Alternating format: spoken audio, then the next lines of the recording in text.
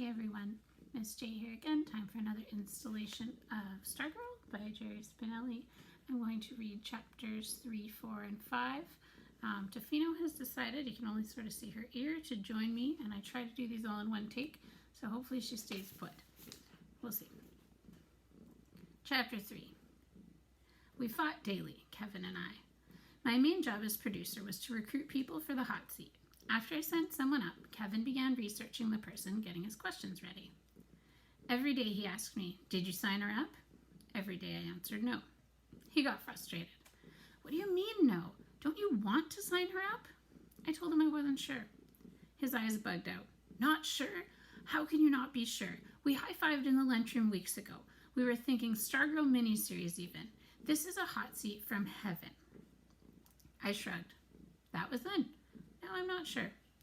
He looked at me like I had 3 years. What's there to be so sure about? Or what's there to be not sure about? I shrugged. Well then, he said, I'll sign her up. He walked away. You'll have to find another director then, I said. He stopped. I could almost see the steam rising from his shoulders. He turned, pointed. Leo, you can be a real jerk sometimes. He walked off. It was uncomfortable. Kevin Quinlan and I usually agreed on everything. We had been best friends since arriving in Arizona the same week 4 years before. We both thought the prickly pear cactus looked like ping pong paddles with whiskers, and that cigarros looked like dinosaur mittens. We both loved strawberry banana smoothies. We both wanted to go into television. Kevin often said he wanted to be a sleazy talk show host, and he wasn't kidding. I wanted to be a sports announcer or news anchor. We conceived Hot Seat together and then convinced the faculty to let us do it. It was an instant hit. It quickly became the most popular thing in school. So why was I balking? I didn't know. I had some vague feelings, but the only one I could identify was a warning. Leave her alone. In time, Hillary's hypothesis, so called by Kevin, about Stargirl's origins gave way to other theories. She was trying to get herself discovered for the movies.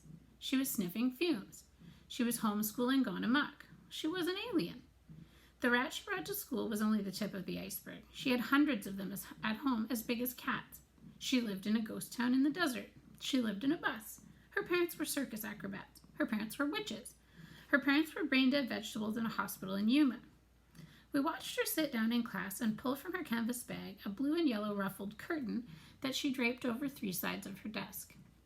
We saw her set out a 3-inch clear glass vase and drop into it a white and yellow daisy. She did and undid this in every class she attended 6 times a day. Only on Monday mornings was the daisy fresh. By the last period, the petals were drooping. By Wednesday, the petals began to fall, the stem to sag. By Friday, the flower hung down over the rim of the waterless vase, its dead stump of a head shedding yellow dust in the pencil groove. We joined her as she sang happy birthday to us in the lunchroom. We heard her greet us in the hallways and classrooms, and we wondered how she knew our names and our birthdays. Her caught-in-the-headlights eyes gave her a look of perpetual astonishment, so that we found ourselves turning and looking back over our shoulders, wondering what we were missing. She laughed when there was no joke. She danced when there was no music. She had no friends, yet she was the friendliest person in school. Unlike this surly little cat. There she is. In her answers in class, she often spoke of seahorses and stars, but she did not know what a football was. She said there was no television in her house. She was elusive. She was today. She was tomorrow. She was the faintest scent of a cactus flower, the flitting shadow of an elf owl. We did not know what to make of her. In our minds, we tried to pin her to a corkboard like a butterfly, but the pin merely went through, and away she flew. Kevin wasn't the only one. The other kids pestered me, put her in the hot seat. I lied. I said she was only a 10th grader and you had to be at least a junior to be on hot seat. Meanwhile, I kept my distance. I observed her as if she were a bird in an aviary. One day I turned a corner and there she was, coming right at me, the long skirt softly rustling, looking straight at me, surrounding me with those eyes. I turned and trotted off the other way. Seating myself in my next class, I felt warm, shaken. I wondered if my foolishness showed. Was I myself becoming goofy? The feeling I had had when I saw her around the corner had been something like panic. Then one day after school, I followed her. I kept at a safe distance. Since she was known not to take a bus, I expected the walk to be short. It wasn't. We trekked all over Micah, past hundreds of grassless stone and cactus front yards, through the Tudorized shopping center, skirting the electronics business park around which the city had been invented a mere 15 years before. At one point, she pulled a piece of paper from her bag. She consulted it. She seemed to be reading house numbers as she walked along. Abruptly, she turned up a driveway, went to the front door, and left something in the mailbox. I waited for her to move off. I looked around. No one on the street. I went to the mailbox, pulled out a homemade card, opened it. Each tall letter was a different painted color. The card said, "Congratulations." It was unsigned. I resumed following her. Cars pulled into driveways. It was dinner time. My parents would be wondering. She took the rat from the bag and put it on her shoulder. Riding there, the rat faced backward, its tiny triangular face peeping out of her sand-colored hair.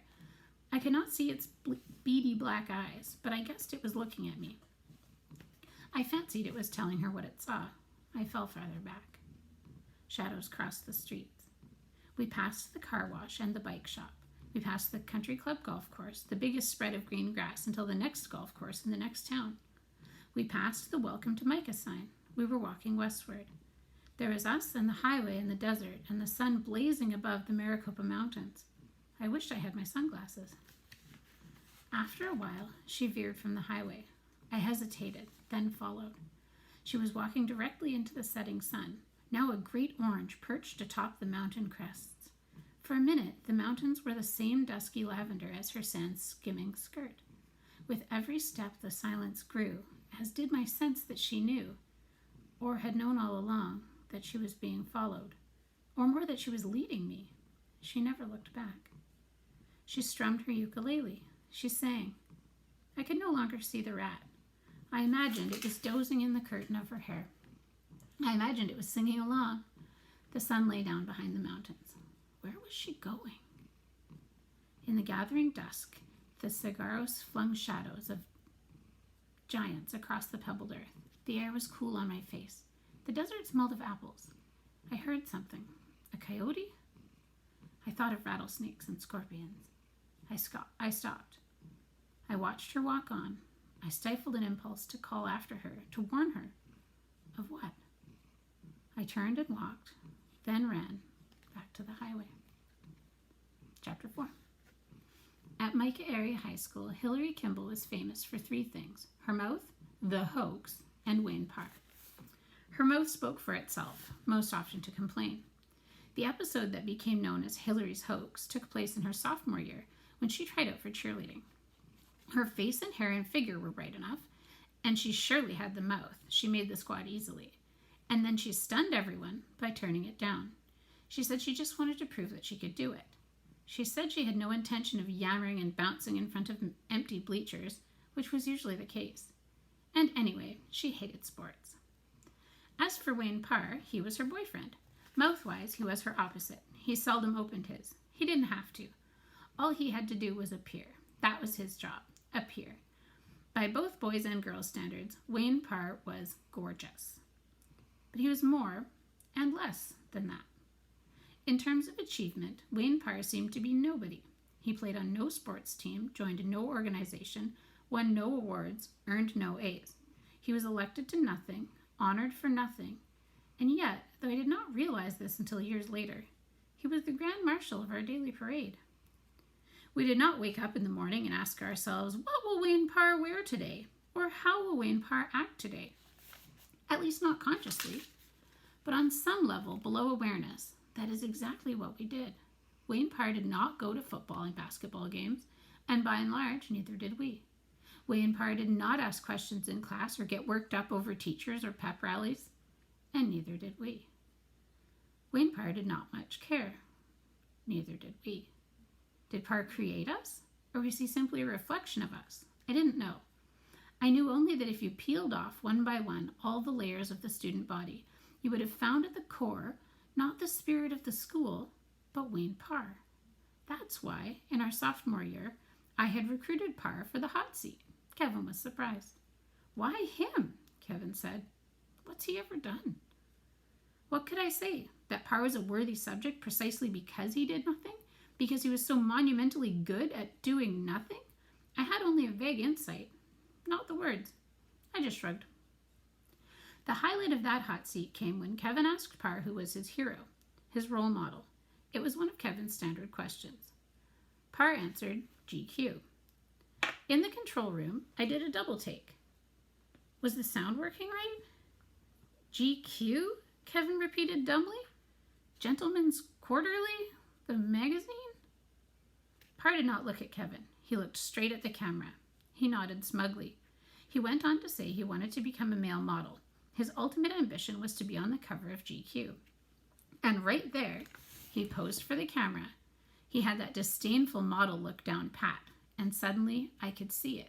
The jaw square as the corner of a cover, the chiseled cheeks, the perfect teeth and hair. That, as I say, took place toward the end of our sophomore year. I thought then that Wayne Parr would always reign as our Grand Marshal. How could I have known that he would soon be challenged by a freckle-nosed homeschooler? Chapter 5. The call came from Kevin on a Friday night. He was at the football game. Quick, hurry, drop whatever you're doing, now. Kevin was one of the few who went to games. The school kept threatening to drop football because of low attendance. They said ticket receipts were barely enough to pay for electricity to light the field. But Kevin was screaming on the phone. I jumped in the family pickup and raced to the stadium. I bolted from the truck. Kevin was at the gate, windmilling his arm. Hurry! I threw the $2 admission at the ticket window and raced for the field. See better up here, he said, yanking me into the stands. It was halftime. The band was on the field, all 14 of them. Among the students, it was known as the world's smallest standing band. I was in a smaller marching band. Fun fact. There weren't enough of them to form recognizable letters or shapes, except for a capital I, so they didn't march much at halftimes of games. They mostly stood, in 2 rows of 7 each, plus the student conductor. No majorettes, no color guard, no flag and rifle girls. Except this night. This night, Stargirl Caraway was on the field with them. As they played, rooted in their places, she pranced around the grass in her bare feet and long lemon yellow dress. She roamed from goalpost to goalpost. She swirled like a dust devil. She marched stiffly like a wooden soldier. She doodled an imaginary flute. She pogoed into the air and knocked her bare heels together. The cheerleaders gaped from the sidelines. A few people in the stands whistled. The rest, they barely outnumbered the band, sat there with, "What's this?" on their faces. The band stopped playing and marched off the field. Stargirl stayed. She was twirling down the 40-yard line when the players returned. They did a minute of warm-up exercises. She joined in, jumping jacks, belly whomps. The teams lined up for the second half kickoff. The ball perched on the kicking tee. She was still on the field. The referee blew his whistle, pointed to her. He flapped his hand for her to go away. Instead, she dashed for the ball. She plucked it off the tee and danced with it, spinning and hugging it and hoisting it into the air. The players looked at their coaches. The coaches looked at the officials. The officials blew their whistles and began converging on her. The sole policeman on duty headed for the field. She punted the ball over the visiting team's bench and ran from the field and out of the stadium. Everyone cheered. The spectators, the cheerleaders, the band, the players, the officials, the parents running the hot dog stand, the policeman, B. We whistled and stomped our feet on the aluminum bleachers. The cheerleaders stared up in delighted surprise. For the first time, they were hearing something come back from the stands. They did cartwheels and backflips and even a 3-tier pyramid. Old-timers, or as old-timers got in a city as young as Micah, said they had never heard such a racket. For the next home game, more than 1,000 people showed up. Everyone but Wayne Parr and Hillary Kimball. There was a line at the ticket window. The refreshment stand ran out of hot dogs. A second policeman was called in. The cheerleaders were in their glory. They screamed up at the bleachers, "Give me an E!" The bleachers screamed back, "E!" We were the electrons, in honor of the town's electronics heritage.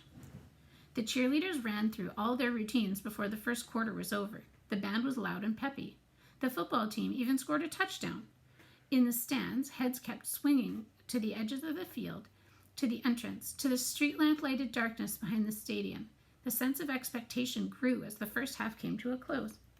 The band marched smartly onto the field. Even they were looking around. The musicians did their program. They even formed a small lopsided circle. They seemed to linger on the field, drawing out their notes, waiting. Finally, reluctantly, they marched to the sideline. The players returned. They kept glancing around as they did their warm-ups. When the referee raised his arm and blew his whistle for the second half to begin, a sense of disappointment fell over the stadium. The cheerleader's shoulders sagged. She wasn't coming. On the following Monday, we got a shock in the lunchroom. Bleached blonde and beautiful Mallory Stillwell, captain of the cheerleaders, was sitting with Stargirl. She sat with her, ate with her, talked with her, walked out with her. By sixth period, the whole school knew. Stargirl had been invited to become a cheerleader and had said yes. People in Phoenix must have heard us buzzing. Would she wear the usual skirt and sweater like everyone else? Would she do the usual cheers? Did all the cheerleaders want this, or was this just the captain's idea? Were they jealous? Cheerleading practice drew a crowd. At least 100 of us stood by the parking lot that day, watching her learn the cheers, watching her jump around in her long pioneer dress. She spent 2 weeks practicing. Halfway through the second week, she wore her uniform, green-trimmed white V-neck cotton sweater, short green and white pleated skirt. She looked just like the rest of them.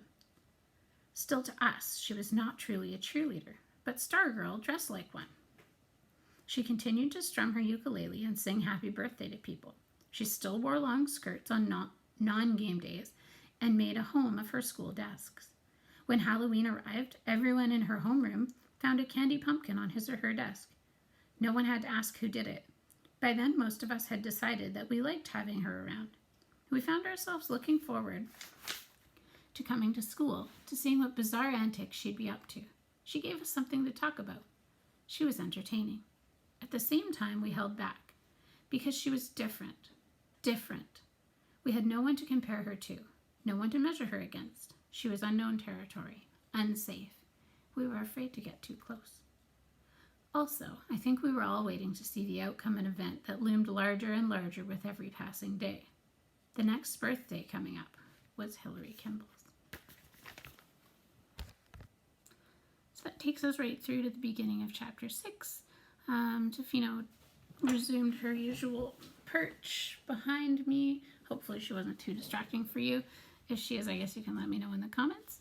Yeah, miss you guys. See you soon.